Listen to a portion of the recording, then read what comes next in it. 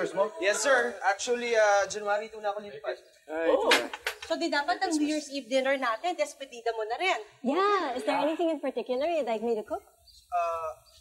Anything. Anything. It's up to you. Alright. Ako, ate. I have a request. I'll be proposing to Lisa during dinner, tas bala ko sana ilagay yung sing-sing. JM, you're only 23. Yes, ma. And I know what I'm doing. You've only known her for 3 months. So what? I was with Patty for 3 years, pero naisip ko bang pakasalan siya? It's different with Lisa. She's the one. She can't be the one. I'm not asking for permission, ate. And you don't have to love her. You just have to accept the fact that I do. The food looks real good. I'd suggest we start eating.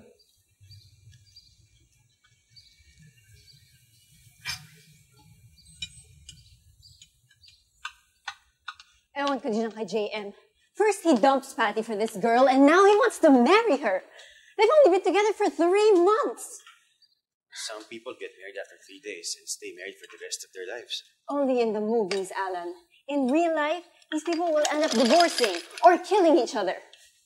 Besides, you can't possibly be in love with her. Bakit ba hindi mo matanggap na mahal ng JM si Lisa? Mahal? That takes time. You can't possibly think that JM loves this girl. Hindi kaya ayaw mo lang talaga kay Lisa kaya hindi mo matanggap na mahal siya ng kapatid mo? Fine, I don't like her. See? Ayoko talaga sa kanya. Dahil sa kanya, ang diling nabitiwan ni JM si Patty. This girl does not deserve to get everything so easily. Relationships are hard work, Alan. I would think you, of all people, would be the first to tell JM that.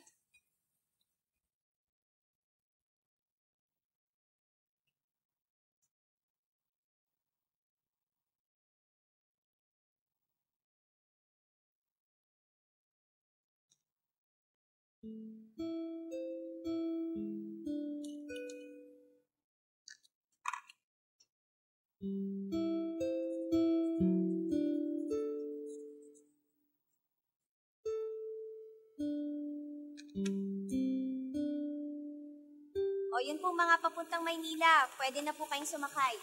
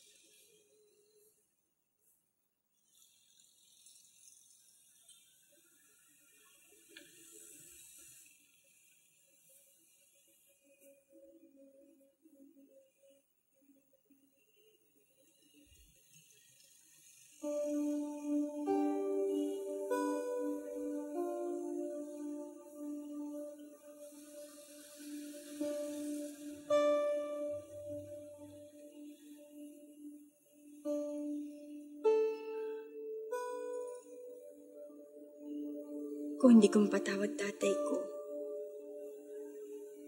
mas lalo ko hindi mapapatawad sarili ko kapag naging kagaya niya ako.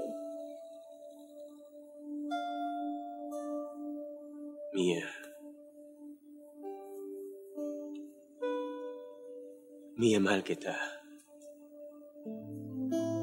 Gagawin ko tama ang lahat.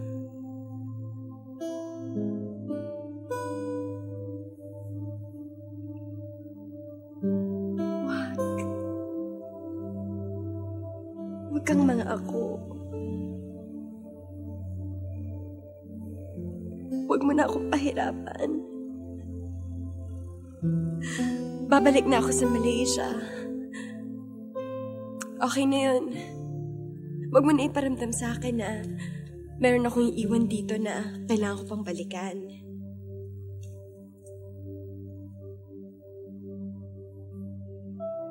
Hintayin mo ako dito.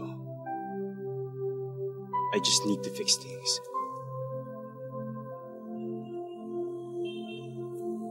Bukas, magkita tayo dito.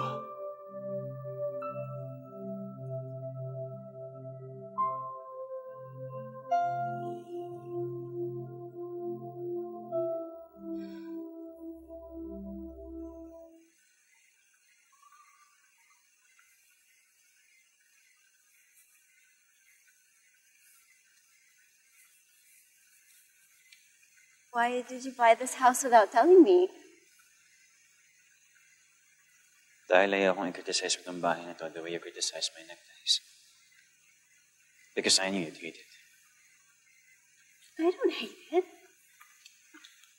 It's just old and musty and falling apart.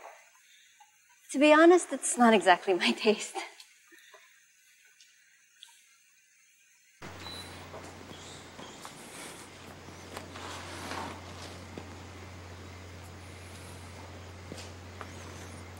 If my parents didn't agree on one thing, they'd play ping pong.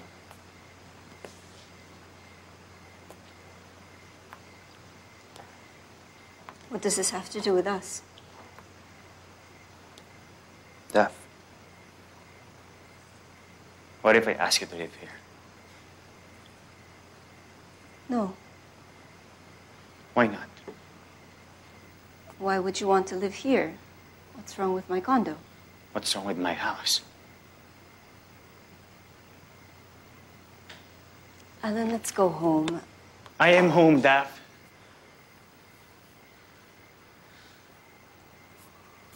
Are you looking for a fight? I am looking for a reason to fight for you. To keep fighting for us. For this.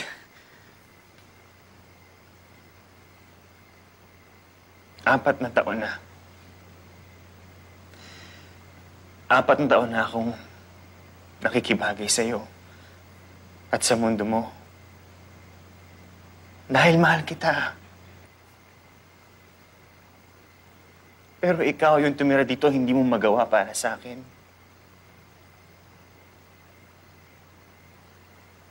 Ito ako, Daph. Ito naman ang mundo ko. Old, musty, falling apart, and not exactly your taste.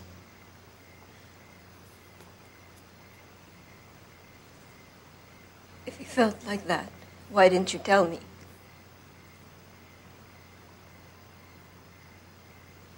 Hindi ko alam. Maybe I didn't want to disappoint you. Ayokong masaktan ka.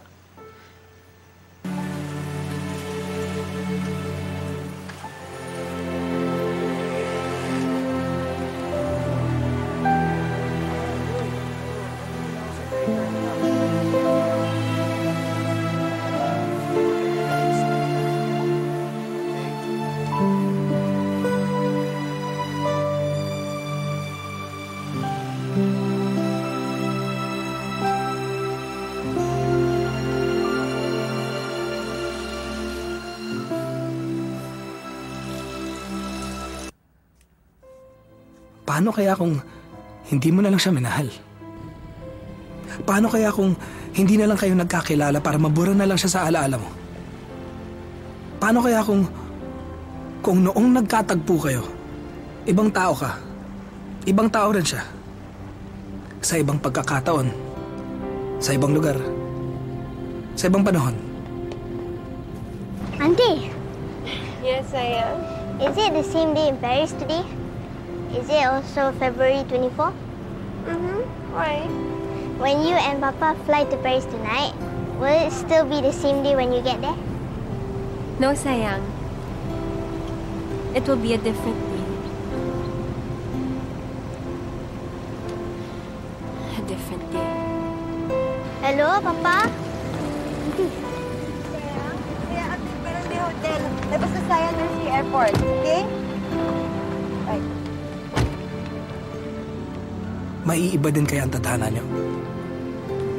Kamay mo na ba ang hawak niya? Pangalan mo na ba ang bukang bibig niya? Ikaw na bang nasa tabi niya? Ikaw na ba yung kayakap niya? Ikaw na ba ang dahilan ng mga ngiti niya? O ikaw pa rin ba ang dahilan kung bakit mas pinili niyang magmahal na lang ng iba? Hey, bye, Serena. Auntie has to work. Now give me this. Hi, Sam. Papa! How's your day? was good. I missed you. Missed you too. Hey, baby, come here. Gosh, you're getting heavier and heavier. So let me guess, you went on a ferry again today? She likes it. Well, she likes it because you like it, Sam. Oh, sayang. Okay, I have to go. I'm late. You guys go. Remember to come in the dinner. Please? Of course I will. Okay, bye. There you go. Bye. You guys take care, okay? Have a good day. Bye, sayang. Bye. Mwah. Bye.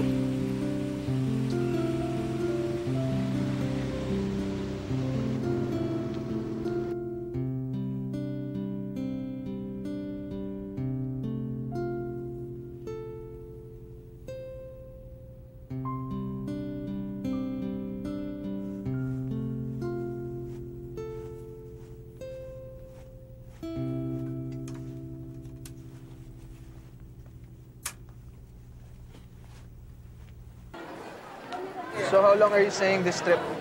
Well, the summit ends Friday. Kailangan kong bumalik ng Manila after.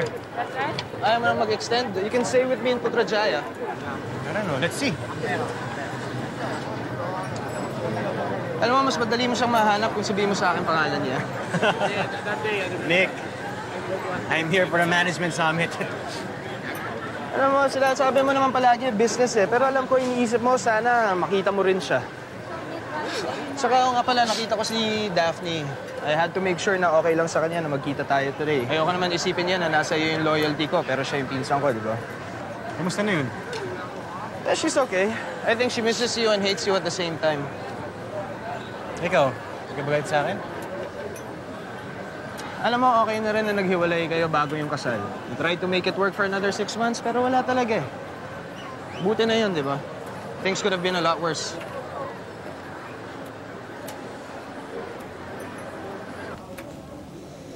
Excuse me, sir. Excuse me. Sir, could we reserve a small function room for our group tomorrow? Certainly. I speak to our guest service manager. It's okay. I'll talk to her. Where can I find her? She's at the front office. What's her name? Her name is Miss Mia Samonte. Okay, thanks. I'll talk to her later. Thank you. Excuse me. Did I hear you say Mia Samonte? Yes, Miss Mia Samonte. And she works here in this hotel? And she works here as a guest service manager at the front desk. Since when? She just got back 3 months ago. Okay. Thank you. Thank you.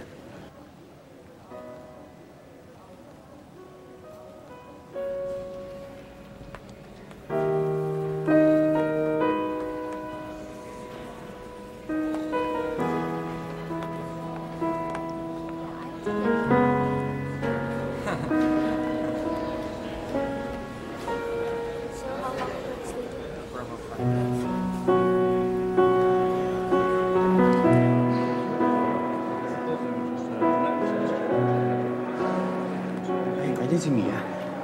Mia? Oh, I'm sorry, akala ko I thought you're Filipino. Ang Pilipino nga. Lumabas lang si Mia. Naka-duty siya. May kailangan kayo? Matagal pa kaya siya? Hindi ko alam. Ito nila. Tawagan ko. Guest ba kayo sa hotel? Yes. Hello, Mi? Oo, ito. Sorry kasi ang haba ng pila dun sa bangko eh. May nanghahanap sa'yo sa front desk. Sino? I'm sorry, I didn't get your name. Alan Alvarez. Alan Alvarez ka.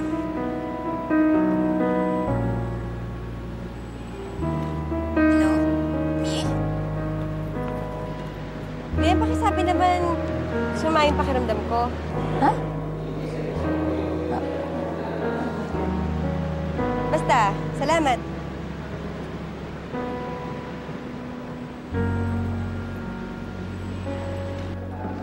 Umuwi na pala si Mia. Masama kasi yung pakiramdam.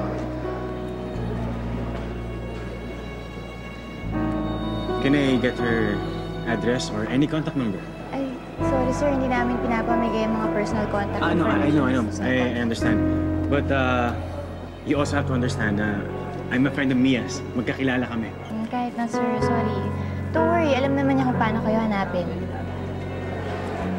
Talaga? Dito kayo naka-check-in, di ba? Oo.